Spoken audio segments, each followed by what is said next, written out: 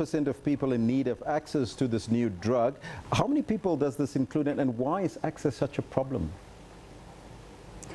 Well, we estimate that probably in South Africa around 7,000 people with drug-resistant TB could benefit from this new drug. The problem is that it has not yet been registered in the country for drug-resistant TB. The people who can access it are those who access it through international compassionate use programs, which means that the drug has to be imported on an individual named patient basis through what we call Section 21 approval by the Medicines Control Council. This is obviously a long and laborious process, and it severely restricts access. If the drug was to be registered by the MCC, then we would have greater access to offer it to more people. What sort of progress and signs of progress have you seen with the patients that's currently on the medicine?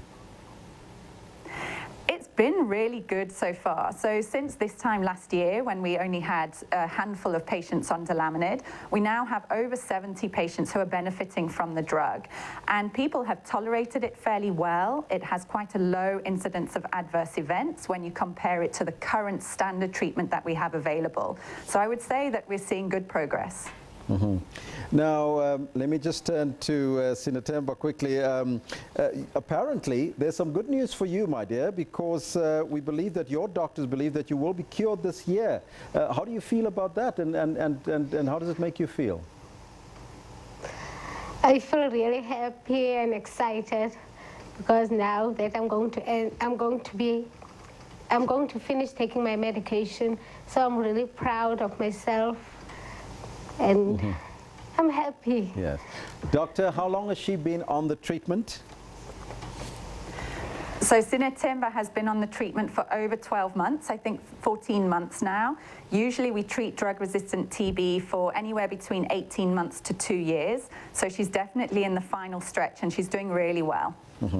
Now, what's the challenges that you talked about some of the challenge earlier, but is screening, especially at school level, still a problem for yourself and as well as other institutions like or the Department of Health for that matter, to make sure that we detect it early and that we can treat it early? Well, it is still a problem because we still very heavily rely on passive case detection. So we rely on people to come to us in healthcare facilities saying they're sick so that we can then screen them for tuberculosis. Adolescents are often only able to access health services outside of school hours. We often can't access them when we go to homes to do screening because adolescents are at school. And therefore, we're just not picking up enough cases. We're not screening actively, and we're not diagnosing enough cases of drug-resistant TB. When somebody doesn't know that they have the disease and they're not on treatment for it, they're then coughing, spreading the disease amongst other people in the community. So it is worthwhile to go out and actively screen for it.